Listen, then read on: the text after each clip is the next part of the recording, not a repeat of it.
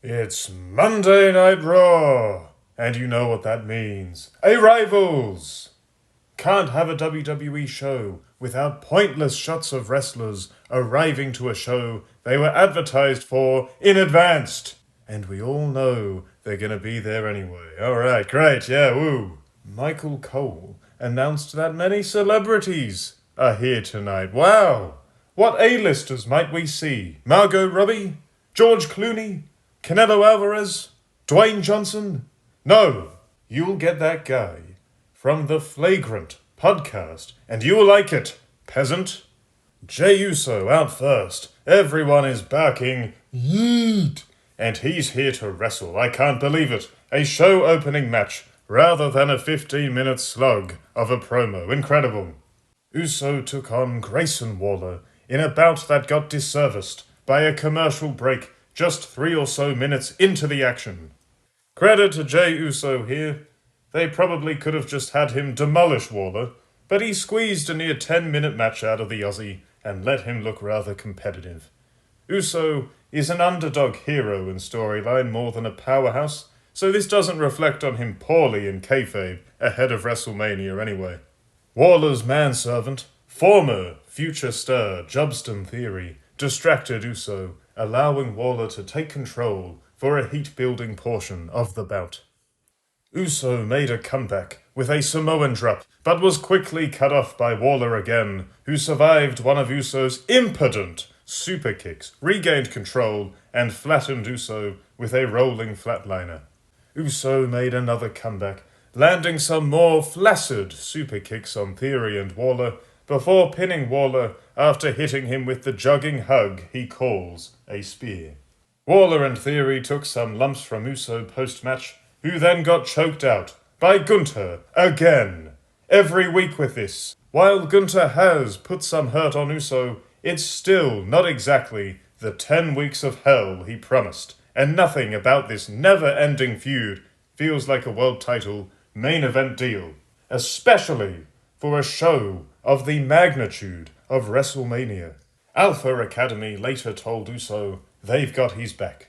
So the Royal Rumble winner challenging for the world title is now backed by the most jabronified faction on the whole show. That's really not helping those mid-card Jey Uso vibes out there, is it? There was also an interview with Gunther on the matter, where even the interviewer sounded painfully bored, mentioning how many times the Chopmaster and the Yeet guy have wrestled. Gunther, he had a very strange look on his face as he talked about Jey Uso, like he was about to laugh at someone distracting him off camera. The material here made sense, and Gunther rightly pointed out that Jey Uso seriously lacks in-ring ability, kayfabe or otherwise, very true.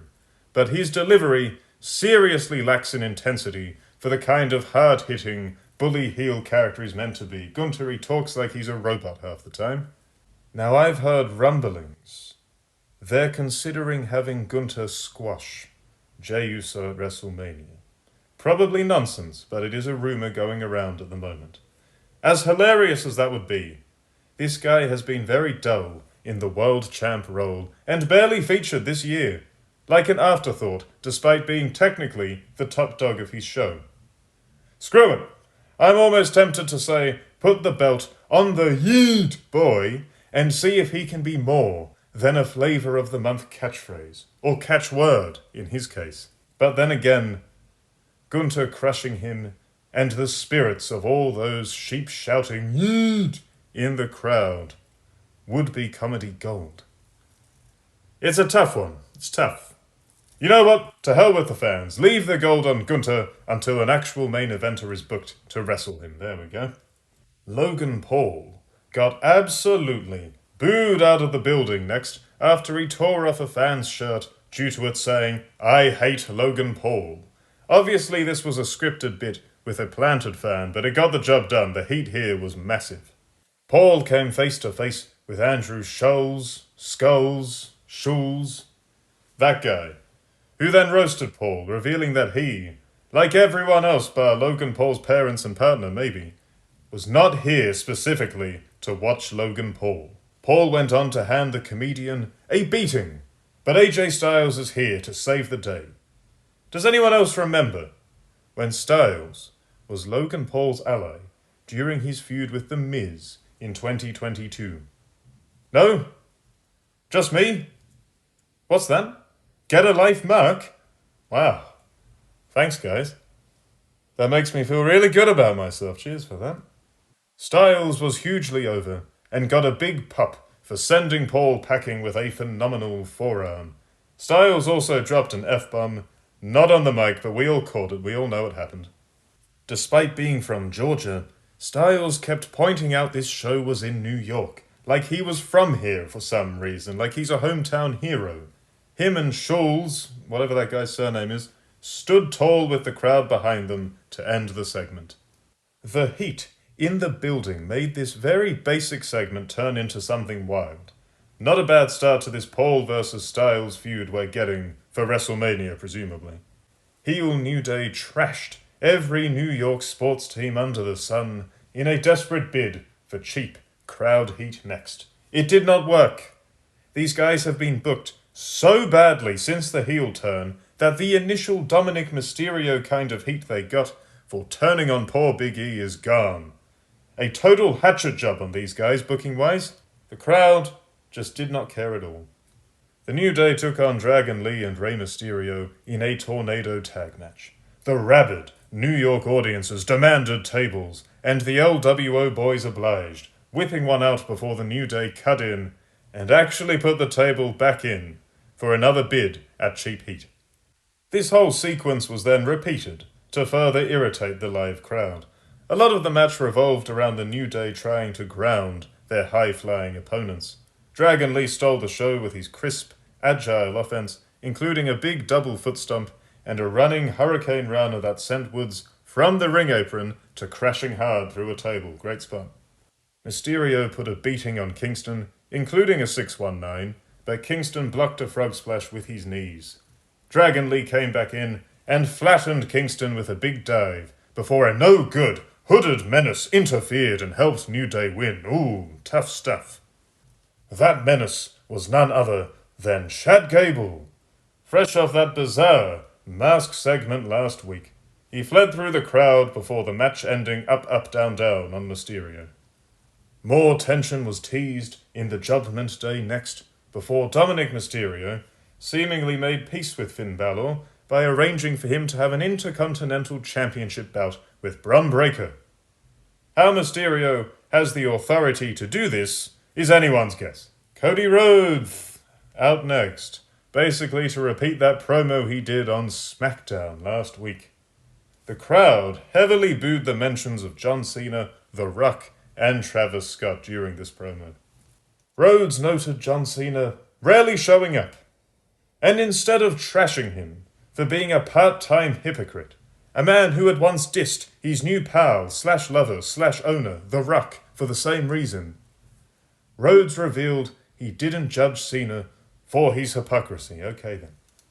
Oh no, Rhodes actually judges Big Match John for his social media posts.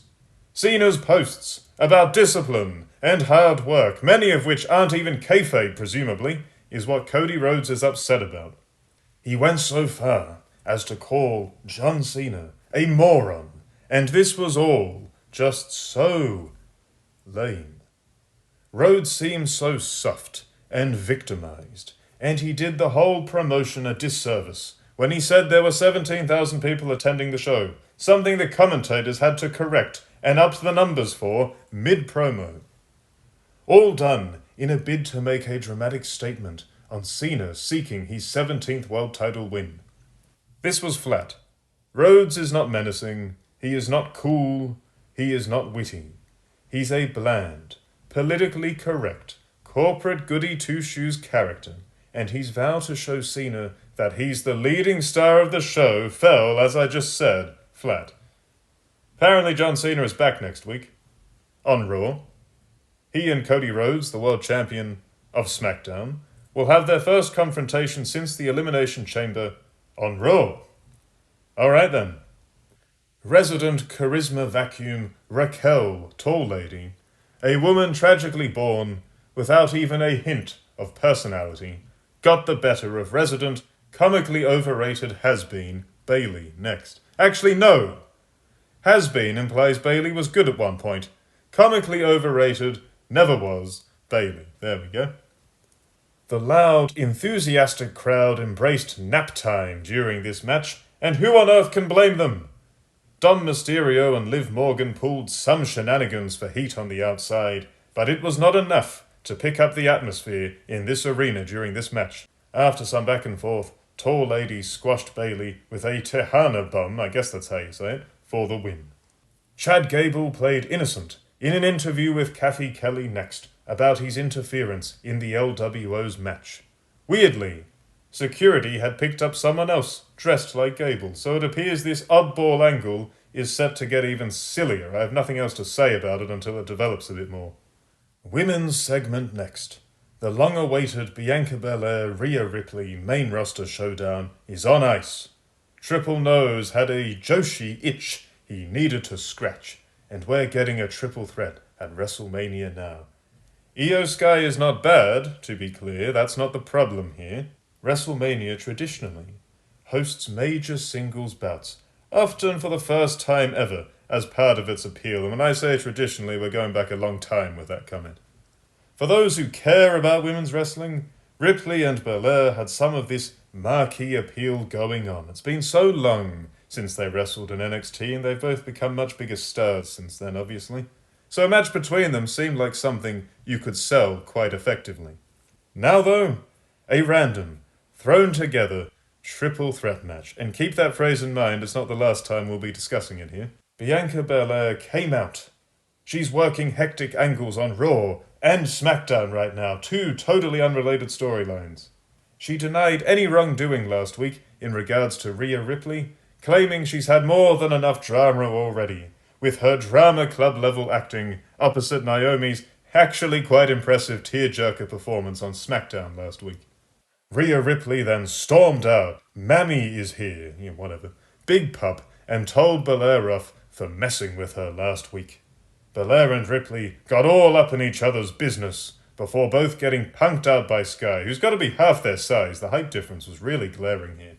She slapped them both silly and stormed off. But Sky only stormed off after having what can simply be described as a childish temper tantrum, almost as weird as those spazzy, epileptic fits Sky has during her entrances. What a way to make the challengers look like total goofs. This was an awkward segment that only Sky came out of looking at all decent. Belair and Ripley were booked like absolute boneheads here. And finally, the one exciting thing on this show was ready. CM Punk versus Zest Rollins. Steel Cage. Last week, CM Punk had a great promo about John Cena and The Rock, and then he got into a brawl with Seth Rollins. It was really entertaining. This channel normally makes fun of CM Punk. He rocked it last week, and he built up a lot of hype for this cage match tonight. Rollins immediately went after Punk, tossing his jacket at him as he stepped in, and then just straight up attacking him to kick things off. They brawled before Rollins clobbered Punk with 2 powerbombs into the cage fence. He also repeatedly ran Punk face first into the steel, and a lot of this stuff was ruined by another inopportune ad break no one asked for. Rollins mocked Punk and even encouraged him to try leaving the cage before the beating got any worse. Punk gave Rollins the finger, which was censored, and lamped him with a very cumbersome, awkward Hurricane Rana into the cage before sending him crashing with the GTS. No pin attempted, interestingly, as Punk got some payback and smashed Rollins against the fence repeatedly, before jokingly suggesting Rollins should try to leave instead. This got a middle finger from the architect, also censored.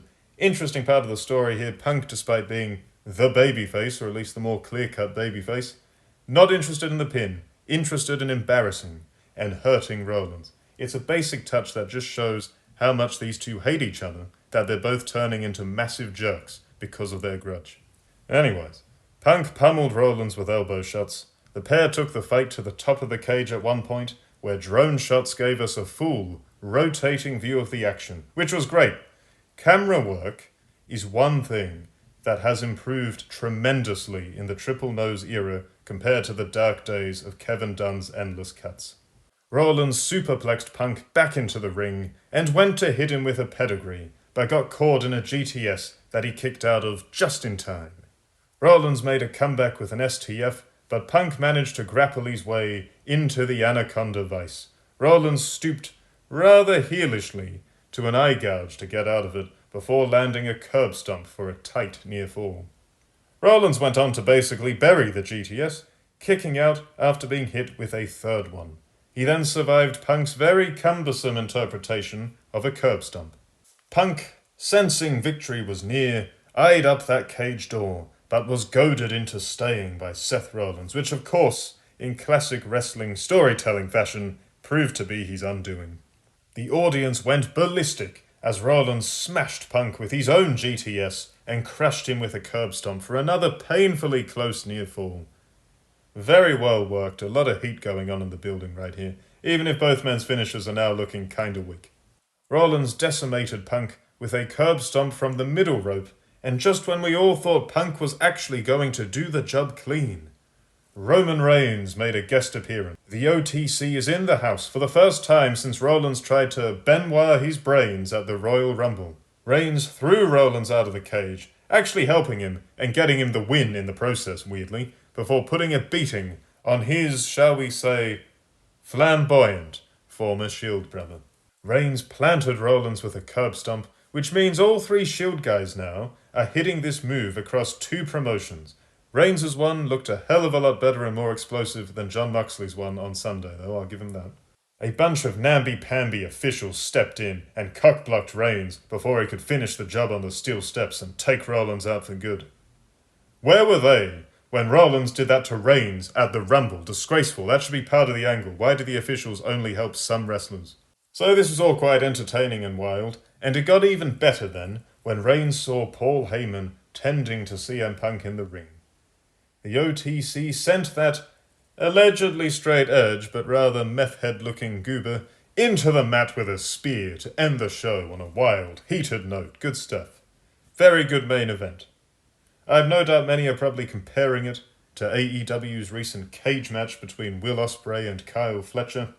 This didn't have the blood, or the wild bumps.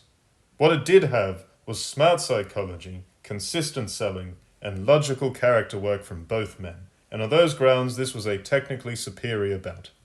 There was no waiting around endlessly for big spots either, so nothing looked too painfully cooperated. So the Roman Reigns return suggests another triple threat is on the cards. So this show set up two random triple threats for WrestleMania, whilst also continuing to make Raw's world title feud look like a nothing mid-card affair. Very good main event, but this road to WrestleMania is a mess, and very little beyond the John Cena heel turn has felt Mania level for now.